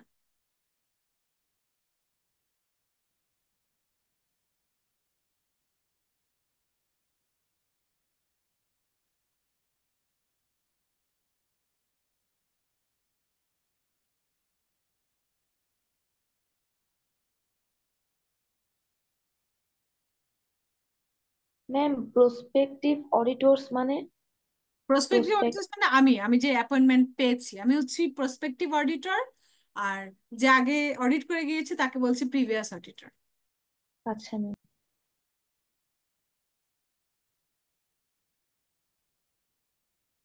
ম্যাম প্রফেশনাল ক্লিয়ারেন্স যদি চাওয়া হয় আর হচ্ছে ওনারা যদি মেইলে রিপ্লাই না দেয় তখন? আপনি যে পাঠিয়েছেন, মেইলে পাঠান অথবা ফিজিক্যালি পাঠানো হয়, রিসিভ কপিটা আপনার জন্য, যে আমি তো যোগাযোগের ট্রাই করেছি, সে রেসপন্স না করলে is the liability of that auditors, not ma'am years. যদি বাট ফিজিক্যালি না যাওয়া হয় তাহলে যদি মেইলে মেইল রিপ্লাই যে না দেয়? দিয়েছেন, মেইলে যে দিয়েছেন সেই মেইলের কপিটা রেখে দিবেন। ওকে মানে এই সাদিক? ক্ষেত্রে না সময় হলেও হবে? কতটুকু? টিপু? এই ক্ষেত্রে ম্যাম সময় কতটুকু থাকে, 14 দিন এমন কি কিছু সেটা একটা? আপনার, হ্যাঁ, 14 ডেজের মধ্যে অবভিয়াসলি। ম্যাম প্রিভিয়াস অডিটর বলে যে যদি ওদের সাথে অডিট ফি নিয়ে কোনো পারপাসে যদি ঝামেলা থাকে সেক্ষেত্রে কি রিসিভ করে দিবে? তার তো রিসিভ করা, আপনি একটা চিঠি দিয়েছেন, সে চিঠির উত্তর দিক না দিক, বাট চিঠিটা যখন মেইলে দিলে তো রিসিভ করার কিছু না, বাট হার্ড কপি নিয়ে গেলে তো তার ডেস্ক থেকেই তো রিসিভ করে দিবে, তাই না? তার অর্গানাইজেশনের যে রিসিপশন থেকেই তো রিসিভ করে দিবে যে রিসিভ করলাম। অ্যান্সার দিল কি দিল না সেটা পরের ব্যাপার, কি অ্যান্সার দিল সেটাও পরের ব্যাপার, বাট আপনি কমিউনিকেট করার ট্রাই করেছেন, তার পর্যন্ত পৌঁছেছেন, that is enough for you.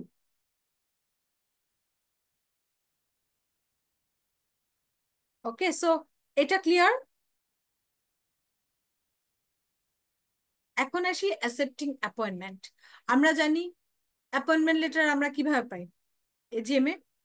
এজিএমএই হচ্ছে গিয়ে আপনার অ্যাপয়েন্ট হয় এবং রিমুভাল হয়, যে হ্যাঁ আগের বছর অডিটর হয়তো 3 বছর করেছে, বা যদি 3 বছরের বেশি হয় বা কোনো যেই রিজনই হোক না কেন, একে রিমুভ করা হচ্ছে আর নতুন অডিটর অ্যাপয়েন্ট করা হচ্ছে। সো ওদের এজেন্ডা থাকবে, সে এজেন্ডা সবাই মিলে অ্যাপ্রুভ করবে। সো আপনার একটু ট্রিকি ওয়েতে আগাতে হবে। যখন অ্যাপয়েন্টমেন্ট লেটারটা আপনাকে দেয়া হবে, আপনি একটু সাথে তাদের যে বোর্ড মাইনুসে বা তাদের যে এজিএম এর এজেন্ডাতে আপনার এটা অ্যাপ্রুভ হয়েছে। জুবাইদা, আঁকা কি শুরু করে দিয়েছেন কেন?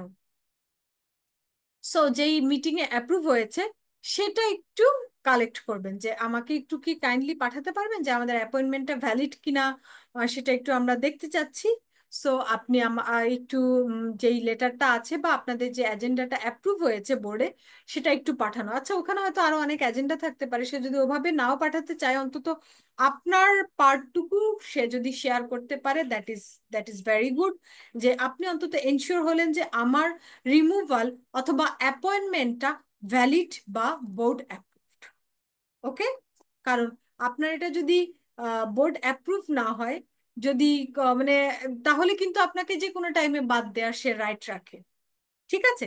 বাট বোর্ডে অ্যাপ্রুভ হওয়ার যদি হয়ে থাকে তাহলে হচ্ছে গিয়ে এটা অনেক শক্ত, কারণ বোর্ডের মাধ্যমে আসলে এটা আবার রিমুভ করতে হবে, ফর্মাল প্রসিডিউরে যেতে হবে।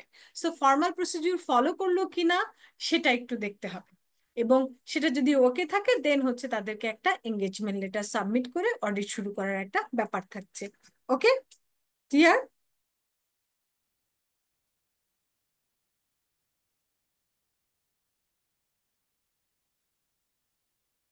আরেকটা ব্যাপার হচ্ছে, ওকে, আপনি তো প্রফেশনাল ক্লিয়ারেন্সের জন্য লাস্ট ইয়ার অডিটরকে পাঠালেন। লাস্ট ইয়ার অডিটর বলল কি যে আমি তো তার কাছে এখনো টাকা পাই, সে তো আমাকে টাকা দেয়নি। সো হচ্ছে গিয়ে আপনারা এই অডিটটা নিবেন কিনা আপনারা ভেবে দেখেন। Okay, fee is a big issue, কারণ হচ্ছে আমরা তো ফি এর জন্যই কাজ করি। আপনি একটু চিন্তা করে দেখেন তো, একনাবিন, একাশেম, হুদাবাসি বা আরআরএইচ বা আরো যে বিগ ফার্ম গুলো আছে, তারা তো হিউজ অডিট করে। তারা কোনো একটা ক্লায়েন্টে যদি 1-2 লাখ টাকা যদি পেতে দেরি হয়, আহ 2-4 মাস, 5 মাস, 6 মাস যদি দেরি হয়, তাদের কিন্তু ওভারঅল টার্ন ওভারে কোনো ইম্প্যাক্ট পড়বে না তেমন, তাই না? কারণ তাদের ফ্লো অনেক, অন্যান্য ক্লায়েন্ট থেকেও অনেক ফ্লো হচ্ছে, যার কারণে কোনো একটা নির্দিষ্ট ক্লায়েন্টে যদি 2 লাখ 4 লাখ টাকা আটকে থাকে 4 মাস 6 মাস, ওদের ওভারঅল টার্ন ওভারের পার্সেন্টেজ অনুসারে সেটা খুব একটা ইম্প্যাক্ট ফেলে না। বাট ছোট অডিট ফার্ম গুলো যারা বা প্রোপাইটার অডিট ফার্ম গুলো যারা, তারা যদি এরকম 2-4 লাখ টাকার একটা অডিট ফি আটকে যায়, তাদের জন্য কিন্তু প্রবলেম। কারণ তারা হয়তো ওই টার্নওভারটার উপরেই salary, fixed cost, others others জিনিসগুলোকে প্ল্যান করে রেখেছে, যেটা কিনা হোল্ড হয়ে যাবে লং টাইমের জন্য। সো আপনি যদি প্রসপেক্টিভ অডিটর হন, আপনি আগে চিন্তা করবেন এই ফিটা যদি আমারও এরকম দেরি হয়, আমার ওভারঅল টার্ন ওভারে সেটার ইম্প্যাক্টটা কেমন। যদি আমি মনে করি যে না, আগের বছর অডিটরের সাথে এরকম করেছে, এখনো যদি এরকম করে, এই মানে আমাকেও যদি ফি এরকম দিতে দেরি করে, আমার তো তাহলে ফিক্সড কস্টগুলো আমি মেনটেন করতে পারবো না, আমার জন্য প্রবলেম হয়ে যাবে। সো আপনি চিন্তা করবেন আপনি আসলে অডিটটা নিবেন কি নিবেন না। বাট বড় ফার্ম গুলো দেখা যাচ্ছে যে তাদের এ ধরনের কোনো প্রবলেম হয় না। তারা হচ্ছে গিয়ে একটু দেরি হইলেও তো ফি তো পায়, সো তারা অডিটটা অ্যাকসেপ্ট করে। সো ইটস ডিপেন্ড যে আসলে কার কিরকম সিচুয়েশন, কে কিভাবে দেখছে।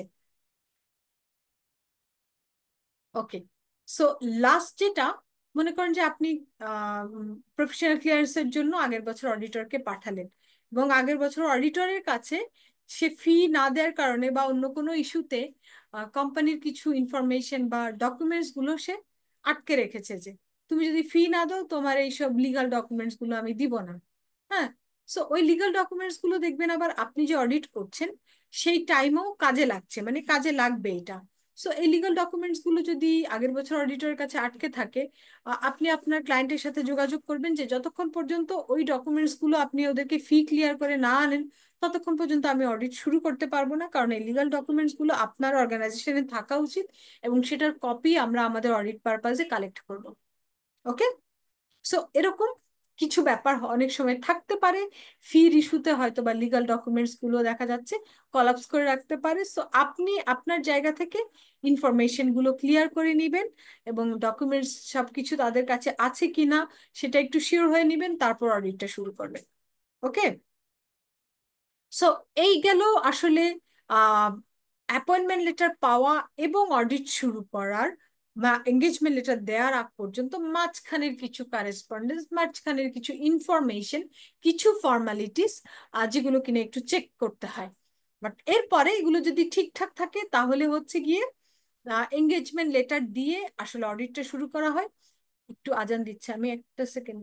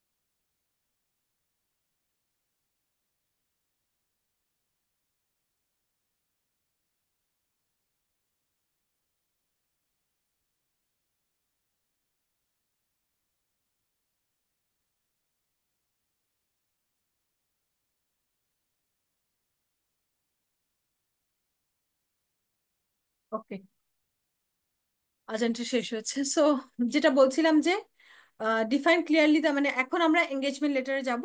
এঙ্গেজমেন্ট লেটারে কি আছে, কিভাবে কি লিখা হয়, সেগুলো তো আমরা একটু দেখবো। এগ্রিং টার্মস অফ এন এঙ্গেজমেন্টে কি বলা আছে, define clearly the extent of the firm's responsibilities and so minimise the possibility of any misunderstanding between the client and the firm. এই এঙ্গেজমেন্ট লেটারটা দেয়াই হয় যাতে করে ক্লায়েন্ট এবং অডিটরের মাঝে কোনো ধরনের মিসআন্ডারস্ট্যান্ডিং না হয়, যেন কার কি রেসপন্সিবিলিটি সেটা ভালো মতো বোঝা যায়। Provide written confirmation of the firm's acceptance of the appointment, the scope of the engagement and the form of their report। অর্থাৎ রিটেন কনফার্মেশন পাঠায় আসলে। অনেকে বলে কি যে আপনাকে তো অ্যাপয়েন্টমেন্ট লেটার দিয়েছে, বাট আপনি অ্যাকসেপ্টেন্স করলেন কি করলেন না, বা অ্যাকসেপ্ট করলেন কি করলেন না, সেটা হয় অ্যাকসেপ্টেন্স লেটার দিয়ে জানাবেন, অথবা এই যে এঙ্গেজমেন্ট লেটারটা পাঠাচ্ছেন এটাই হচ্ছে রিটেন কনফার্মেশন যে আসলেই আপনি অডিটটা অ্যাকসেপ্ট করেছেন। ঠিক আছে? সো একটা হচ্ছে অ্যাকসেপ্টেন্স লেটার আলাদা করে পাঠানো, আরেকটা হচ্ছে এই যে এঙ্গেজমেন্ট লেটারটা পাঠাচ্ছেন এটাই আসলে ফর্মাল কনফার্মেশন যে আপনি অডিটটা অ্যাকসেপ্ট করেছেন। ওকে, আমরা একটু এখন অডিট এঙ্গেজমেন্ট লেটারের ফরম্যাটটা একটু দেখবো। ম্যাম, জি টিপু। অ্যাকসেপ্টেন্স লেটারটা তাহলে এই ক্ষেত্রে কি ম্যান্ডেটরি না? আর যে দুটোর একটা দিতে পারেন আপনি, হয় অ্যাকসেপ্টেন্স লেটার দিতে পারেন অথবা এঙ্গেজমেন্ট লেটার দিলেই ওটাই অ্যাকসেপ্টেন্স লেটার। অর্থাৎ কোনো না কোনো ভাবে আপনি যে অ্যাকসেপ্ট করেছেন সেটা তো জানাতে হবে, রাইট? সো জানানোর দুটো ওয়ে আছে, আপনি যেটা অ্যাকসেপ্ট করেন। আচ্ছা, এই ক্ষেত্রে ফার্মের উপর ডিপেন্ড করে উনি পাঠাবেন কি পাঠাবেন না অ্যাকসেপ্টেন্সটা। Yes, yes, yes. ঠিক আছে।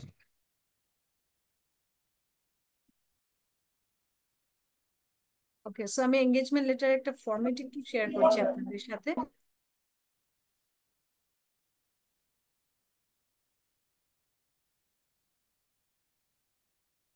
দেখা যাচ্ছে?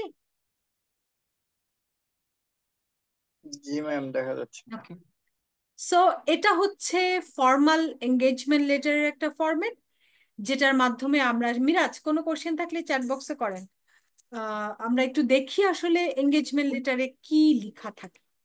ওকে, এঙ্গেজমেন্ট লেটার মূলত ম্যানেজিং ডিরেক্টর যে থাকে সে হচ্ছে তাকে দেয়া হয়, বা মানে কোম্পানির যে সিইও থাকে আর কি, নর্মালি তাকে অ্যাড্রেস করা হয়। সে না থাকলে চেয়ারম্যান বা যাদেরকে আসলে যে অ্যাপয়েন্টমেন্ট লেটার মূলত দেয় তাকে অ্যাড্রেস করতে হয়।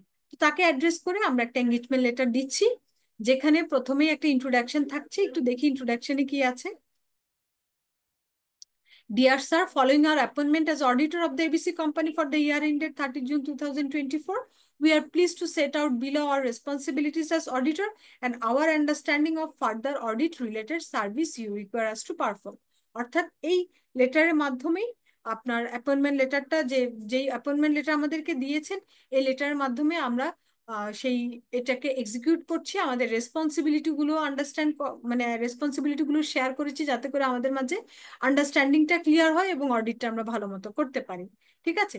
সো এই এঙ্গেজমেন্ট লেটারের মাধ্যমে, এটা এঙ্গেজমেন্ট লেটারে তাহলে অবজেক্টিভ কি কিংবা স্কোপ কি সেটাও একটা পয়েন্ট। এখানে যা লেখা আছে পুরোটাই হচ্ছে আপনার ইন্টারন্যাশনাল স্ট্যান্ডার্ড অফ অডিটিং এর 210 যে ফরম্যাটটা সেটা ফলো করেই করা হয়েছে।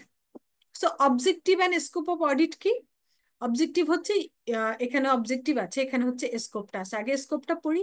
You have requested that we audit the financial statement of the company which comprise the financial position, statement of profit and loss and other comprehensive income, statement of changes in equity and cash flow।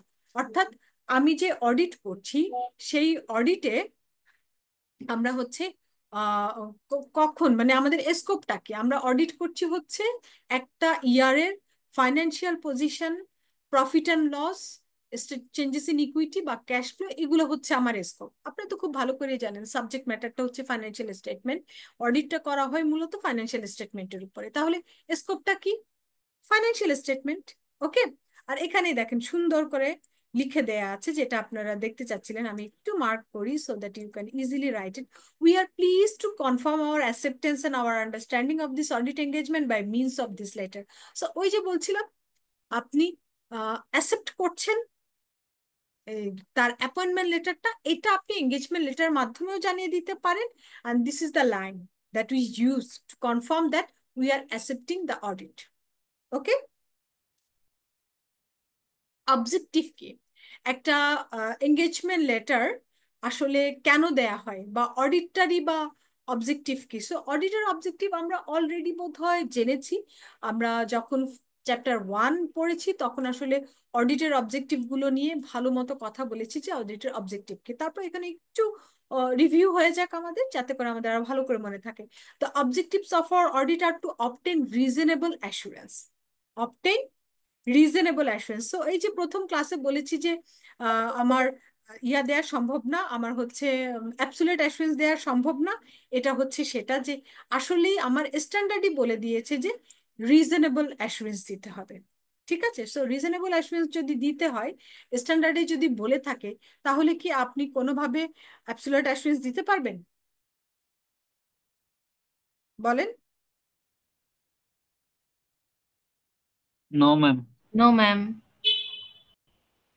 Okay, so এই স্ট্যান্ডার্ডই বলছিল যে স্ট্যান্ডার্ডই কিন্তু limit করে দিয়েছে যে আমরা reasonable assurance দিতে পারবো। ওকে, about whether the financial statement as a whole are free from material misstatement, অর্থাৎ এই এঙ্গেজমেন্ট লেটার দিয়ে বা এই অডিটের মানে যেই অবজেক্টিভটা সেটা হচ্ছে রিজনেবল অ্যাসুরেন্স ড্র করা যে ফাইন্যান্সিয়াল স্টেটমেন্টে কোথাও কোনো ম্যাটেরিয়াল মিসস্টেটমেন্ট আছে কিনা, কোনো ফ্রড বা এররের কোনো পসিবিলিটি আপনারা দেখেছেন কিনা, এবং একটা ওপিনিয়ন, লাস্টে একটা ওপিনিয়ন দেয়া। Reasonable assurance is a high level of assurance, but it is not guaranteed that an audit conducted in accordance with ISA will always detect a material misstatement when it exists.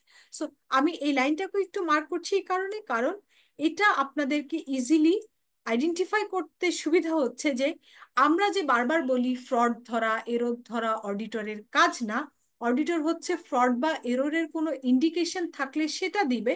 এই মানে স্ট্যান্ডার্ডেই এই ওয়ার্ডটা এখানেই বলা আছে যে তোমার অডিট করার উদ্দেশ্য যে তুমি সব ফ্রড এরর ধরবা তা না, বরং ওইটার কোনো যদি ইন্ডিকেশন থেকে থাকে সেটা আসলে দেয়াটা হচ্ছে মূল টার্গেট। ঠিক আছে?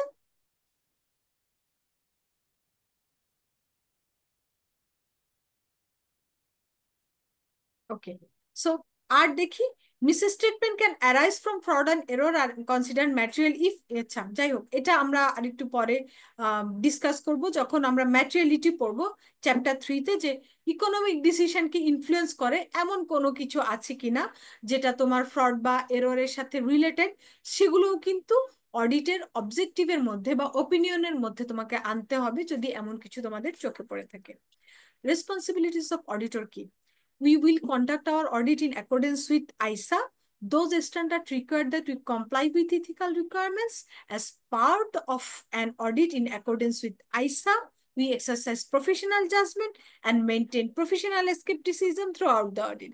দেখেন, অডিটরের রেসপন্সিবিলিটির মধ্যেই বলা আছে আমরা স্ট্যান্ডার্ড ফলো করব, আমরা আইসা ফলো করব, আমরা আমাদের জাজমেন্ট ইউজ করব, আমরা আমাদের প্রফেশনাল স্কেপটিসিজম ইউজ করব অডিটে। ওকে, এবং এটাও বলে দেওয়া আছে অডিটরের আর কি কি রেসপন্সিবিলিটি। অডিটর আসলে কোনো ম্যাটেরিয়াল মিসস্টেটমেন্ট আছে কিনা ফাইন্যান্সিয়াল স্টেটমেন্টে সেটা আইডেন্টিফাই করবে, কোনো ইন্টারনাল কন্ট্রোল সিস্টেমের কোনো প্রবলেম আছে কিনা সেটা দেখবে, তারপরে হচ্ছে অ্যাকাউন্টিং পলিসি বা রিজনেবলনেস অফ অ্যাকাউন্টিং এস্টিমেট, এটা ইভালুয়েট করবে যে আসলেই কোনো প্রবলেম আছে কিনা, পলিসিতে কোনো প্রবলেম আছে কিনা, অ্যাকাউন্টিং এস্টিমেটের কোনো জায়গায় কোনো অসুবিধা আছে কিনা সেটা চেক করবে। অ্যাপ্রোপ্রিয়েট ম্যানেজমেন্টের কোনো গোয়িং কনসার্ন থ্রেট আছে কিনা অডিটর সেটা দেখবে, যে 12 মাস চলার মতো তার এরকম কোনো সিচুয়েশন আছে কিনা যে 12 মাস চলতে পারবে না, কোনো ফাইন্যান্সিয়াল আনসার্টেনিটি আছে কিনা সেটা দেখবে।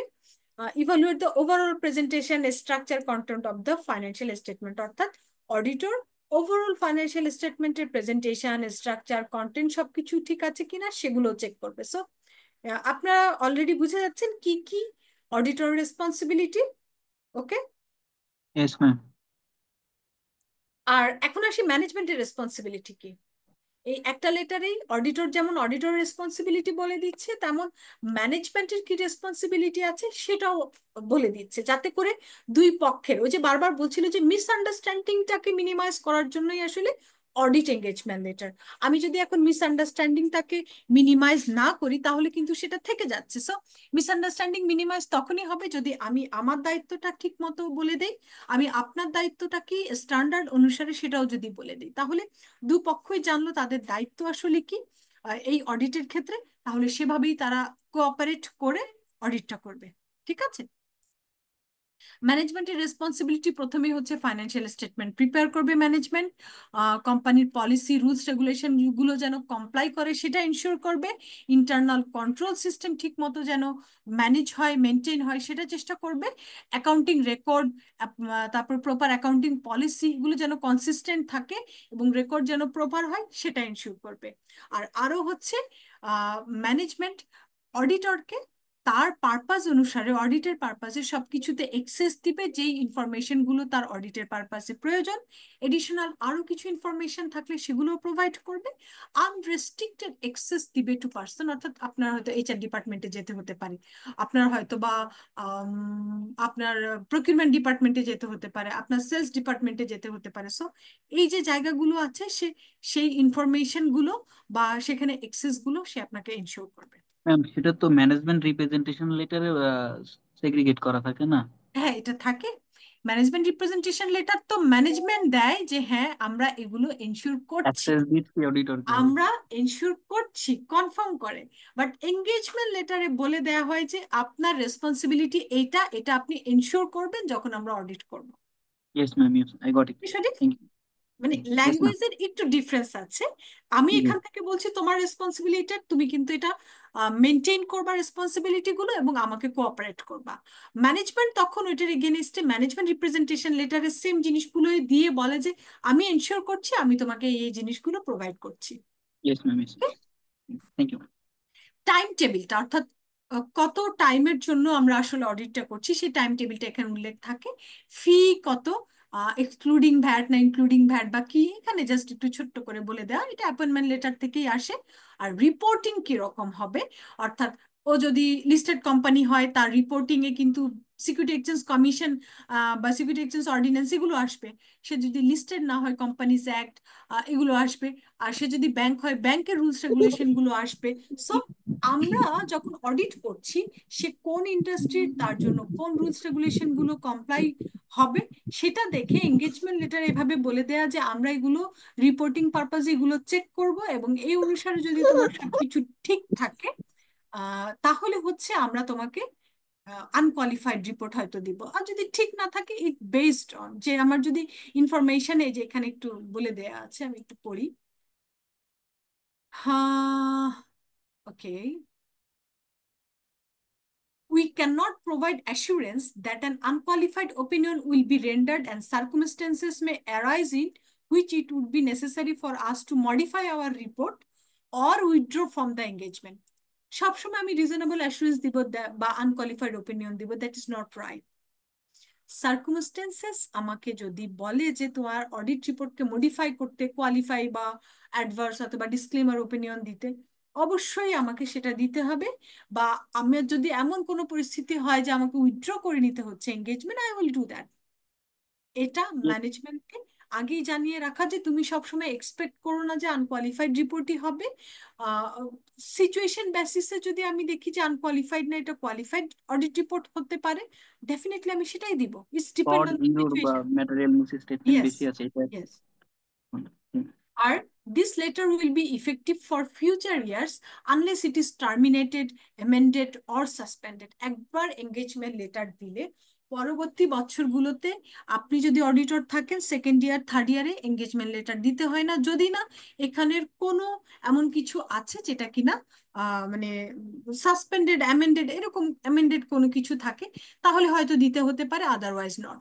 সো এইটা সবকিছু বলে আমার অডিট পার্টনার সাইন করে আর ম্যানেজমেন্টও সাইন করে, সে তার জায়গা থেকে অ্যাগ্রি করে নেয়। আর আমি তো অলরেডি আমার টিমকে এই সাইন করে অ্যাগ্রি করেই পাঠিয়েছি। সো এই যে এঙ্গেজমেন্ট লেটারটা, এটার কি সিগনিফিকেন্স আপনারা বুঝতে পারছেন যে কেন এটা এঙ্গেজমেন্ট লেটার দিয়ে অডিটটা করতে হয়? এই যে দুই পার্টি এগ্রি করে নিল, এই এগ্রি যদি না হয় নন কোঅপারেশনটা আসবে না। এখন যদি কোঅপারেট না করতে চাই, এঙ্গেজমেন্ট লেটারটা আপনি দিবেন যে এখানেই তো আপনারা এগ্রি করেছেন যে আপনারা আমাদেরকে কোঅপারেট করবেন। সাইন না, দুই পক্ষে সাইন করে না এটা, তার মানে ইয়েস কি ম্যাম। এগ্রি করে নিচ্ছে। সো তারপরেও যদি নন কোঅপারেশন হয়, definitely you should raise your voice and show they এখানে আপনারা সাইন করেছেন to agree all of this terms and agreement. Okay, so yes engagement ma'am. letter is an important issue to start an audit from the part of the audit firm. Ma'am, আমাদের এই engagement লেটারের জন্য কি ICB থেকে নির্দিষ্ট কোনো লেটারের format করা আছে, নাকি হচ্ছে যে বিভিন্ন ফার্ম আপনি তাদের আইসাতে, আমি বললাম না ইন্টারন্যাশনাল স্ট্যান্ডার্ড অফ অডিটিং, ওখানেই দেয়া আছে ফরম্যাট। সবাই কি একটা জিনিস ফলো করবে, নাকি হচ্ছে যে একটু কেউ এটা কমানো হচ্ছে বেসিস, কাস্টমাইজ করা যায়, মেইন জায়গাগুলো কাস্টমাইজ না। মেইন জায়গাগুলো আমি বলি, objective and scope of audit heading customize হবে না, ভিতরে আপনার কাস্টমাইজ করা যায়। রেসপন্সিবিলিটি আপনি যদি মনে করেন আরো কিছু ব্যাখ্যা করা দরকার, ম্যানেজমেন্টের রেসপন্সিবিলিটির মধ্যেও যদি মনে করেন কিছু অ্যাড করা দরকার, আর একটু টাইম টেবিল, ফিজ, রিপোর্টিং এখানে তো অবশ্যই কাস্টমাইজ হয়, এটা তো বেসিস অফ যে কি টাইপের ক্লায়েন্ট সেটার উপরে। সো বেসিক হেডিং গুলো চেঞ্জ হবে না, কিন্তু ভিতরের কন্টেন্ট গুলো you can customize and change.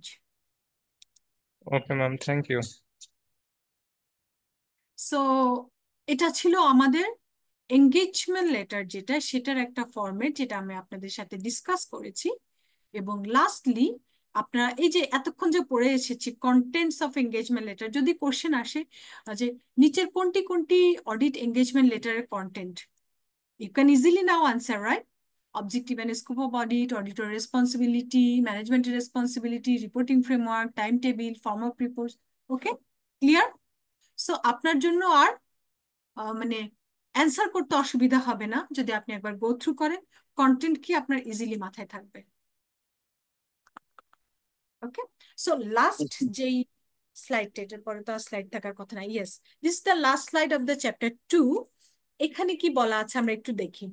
আপনাদের যখন এঙ্গেজমেন্ট লেটার পড়িয়েছি একটা লাইন ছিল না যে this engagement letter will continue in future years otherwise suspended, amended. So একবার এঙ্গেজমেন্ট লেটার দিলে আর দিতে হবে কিনা এরকম একটা কোশ্চেন আছে। এটার উত্তর হচ্ছে ইয়েস নো দুটোই হতে পারে। একটা হচ্ছে একবার এঙ্গেজমেন্ট লেটার দিলে পরে আর এঙ্গেজমেন্ট লেটার দিতে হবে না, যদি না কোনো কিছু চেঞ্জ না হয়, কোনো কিছু সিচুয়েশন যদি চেঞ্জ না হয়, এক এঙ্গেজমেন্ট লেটার দিয়েই আপনি পরবর্তী বছরগুলোতে আপনি অডিট করে যেতে পারবেন।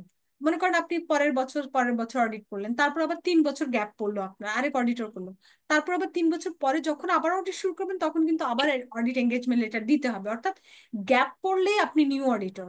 আবার বলি, গ্যাপ পড়লেই আপনি নিউ অডিটর। বাট গ্যাপ না পড়ে যদি আপনি কনসিকুয়েন্সি করে যান, তাহলে একবার এঙ্গেজমেন্ট লেটার দিলে আর দিতে হবে না, কারণ রেসপন্সিবিলিটি কি সে অলরেডি জানে। আপনার রেসপন্সিবিলিটি, তার রেসপন্সিবিলিটি, প্রত্যেক বছর বছর তো বুঝাইতে হবে না যার যার রেসপন্সিবিলিটি। ক্লিয়ার? যার কারণে একবার এঙ্গেজমেন্ট লেটার দিলে পরের বছরগুলোতে দিতে হয় না। আর যদি বলে যে ইয়েসও হতে পারে, ইয়েস, একবার এঙ্গেজমেন্ট লেটার দিলে আবারও দিতে হয় যদি নিচের কারণগুলো ঘটে। কি কি কারণ একটু দেখি, যে এই কারণগুলো যদি ঘটে তাহলে এঙ্গেজমেন্ট লেটার পরের বছরও দিতে হতে পারে, otherwise not. Any indication that the entity misunderstand the objective and scope of the audit. আসলে রোজার লাস্ট মুহূর্তে এসে কথা বলাটা একটু ডিফিকাল্ট, আমার অলরেডি গলা শুকিয়ে আসছে। যাই হোক, আল্লাহ কবুল করুক সবকিছু। And any indication that the entity misunderstood the objective and scope of audit. Objective scope of audit তো আমরা অলরেডি ব্যাখ্যা করেছি। ক্লায়েন্ট যদি এটা ভালো মতো না বুঝে অবজেক্টিভ স্কোপ অন অডিট, হয়তো আপনাকে আরেকটু ক্লিয়ার ল্যাঙ্গুয়েজে লিখতে হতে পারে। তো আপনি আরেকটু মডিফাই করে একটু ইজি ল্যাঙ্গুয়েজে লিখে তাকে হয়তো আবার দিবেন। একটা রিজন যে second time audit engagement letter দিতে হতে পারে একবার দেওয়ার পর। সেকেন্ড রিজনটা হচ্ছে any revised or special terms of the audit engagement. আমার আইসাতেই কোনো চেঞ্জ আসলো, একবার দিলাম, পরের বছরে আইসাতে ওই এঙ্গেজমেন্ট লেটারে কোনো একটা জিনিস হয়তো অ্যাড করলো। আমরা যেহেতু স্ট্যান্ডার্ড ফলো করি, আমাদেরকে কিন্তু ওই স্ট্যান্ডার্ড অনুসারে আমাকে চেঞ্জ করতে হবে এটা। হ্যাঁ, আপডেটেড থাকতে হয় না। ইয়েস। আর recent change in senior management, আগে এমডি কে দিয়েছেন, এমডি চলে গিয়েছেন, এখন আরেকজন এসেছে, সে বললো আগের এমডি তো আমাকে এটা ফরওয়ার্ড করে যায় নাই, আপনি কি আমাকে অ্যাড্রেস করে আরেকবার দিবেন কিনা সেম জিনিসই। ডেফিনেটলি হতেই পারে, সিনিয়র ম্যানেজমেন্ট যদি চেঞ্জ হয়, আপনি জাস্ট নামটা চেঞ্জ করে আরেকবার হয়তো অ্যাড্রেস করলেন। সিগনিফিকেন্ট চেঞ্জ ইন ওনারশিপ, ওনারশিপে যদি কোনো চেঞ্জ আসে, সেই যাকে আগে অ্যাড্রেস করেছেন ওই ওনারশিপে যদি চেঞ্জ আসে, সেই ওনারশিপটাকে আপনি অ্যাকোমোডেট করে এখন তারপর হচ্ছে আপনাকে আবার নতুন করে দিতে হতে পারে।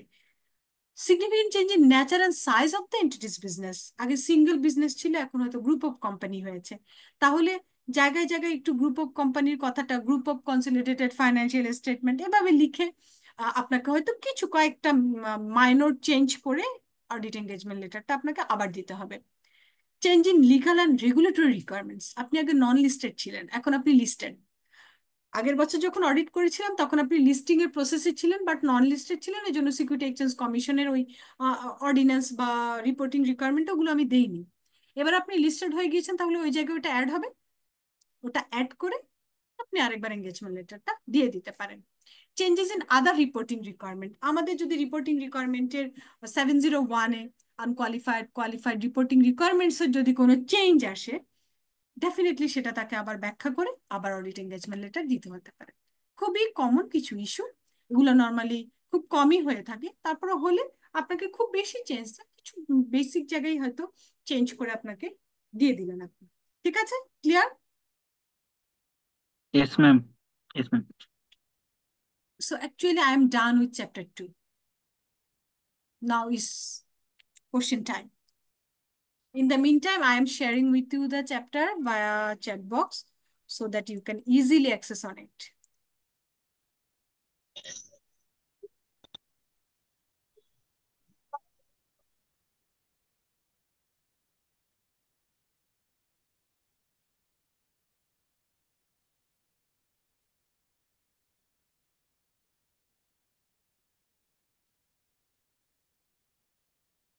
Question, please.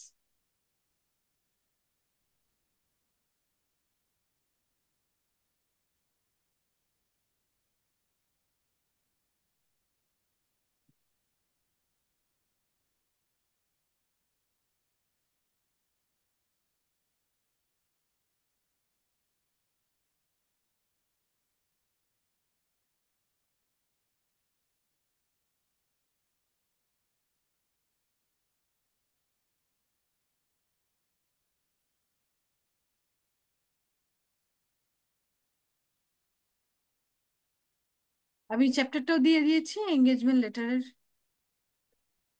যাচ্ছে না কেন? Okay, দিয়ে দিয়েছি, একটু দেখেন যে আপনারা পেয়েছেন কিনা। Yes, ma'am. Got it. Okay, ma'am, আপনি যে বললেন যে অ্যাপয়েন্টমেন্ট লেটারের ক্ষেত্রে যে বোর্ডে অ্যাপ্রুভ হতে হয়, ওইটা আমি বুঝতে পারিনি। আপনি অ্যাপয়েন্টেড হবেন, সেটা কি কোনো নির্দিষ্ট শুধু একজন অ্যাপ্রুভ করে যে আমি এবছর অডিটর একে দিলাম, আরেক বছর অডিটর আরেকজনকে দিলাম, এরকম কি হয়? এটা তো বোর্ডে অ্যাপ্রুভ হয়, এজিএমে অ্যাপ্রুভ হয়, সেখানে মানে ওনার যারা থাকে সবাই থাকে তাদের সম্মতিতেই, তো সেখানে একটা এজেন্ডা থাকে, তারা সবাই যদি ভোট দেয় তাহলেই ওটা সর্বসম্মতিক্রমে আপনি অ্যাপয়েন্টেড। এখন অনেক সময় হয় যে বোর্ডকে বাইপাস করে কেউ একজন একা দিল আপনাকে হয়তো অ্যাপয়েন্টমেন্ট, সে একাই আবার রিজেক্টও করে দিতে পারে, অর্থাৎ আপনার অ্যাপয়েন্টমেন্টটা আসলে স্ট্রং কিনা বা সবার সম্মতিক্রমে হয়েছে কিনা সেটা জানতে হবে, সেজন্যই এজিএম এর কপিটা নেওয়া। Ma'am clear? এজিএম এর কপিটা কেমন হয়? মিটিং মাইনার্স মিটিং এজেন্ডা যেরকম হয়,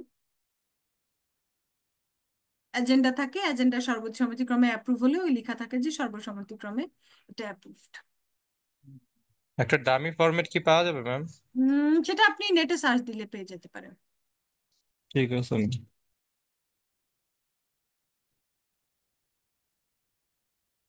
আর কোনো কোশ্চেন?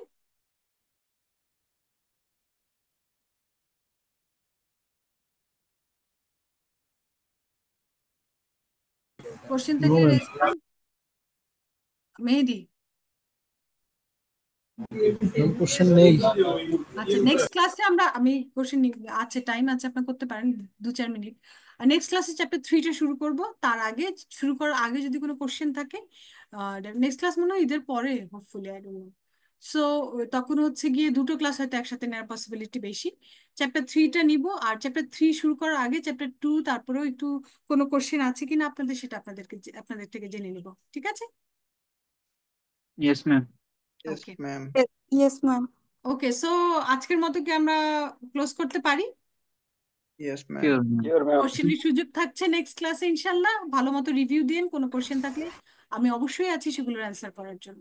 আর অবশ্যই শিওর গো ম্যাম। থ্রু করবেন আজকে, যখন সুযোগ পাবেন চ্যাপ্টার 2টা একটু দেখে নেবেন। ওকে, ওকে ওকে ম্যাম। ম্যাম, আল্লাহ আল্লাহ হাফেজ। হাফেজ। আল্লাহ হাফেজ সবাইকে, সবাই ভালো থাকবেন, ভালো মতো ঈদ ঈদ করবেন, হয়তো আর মোবারক দেখা ম্যাম। হবে না, ঈদের পরে ইনশাল্লাহ দেখা হবে হয়তো আবার। ঠিক আছে, ঈদ মোবারক সবাইকে। ঈদ মোবারক। ইনশাআল্লাহ। আসসালামু আলাইকুম ম্যাম, ঈদ মোবারক। ওয়ালাইকুম আসসালাম। আসসালামু আলাইকুম।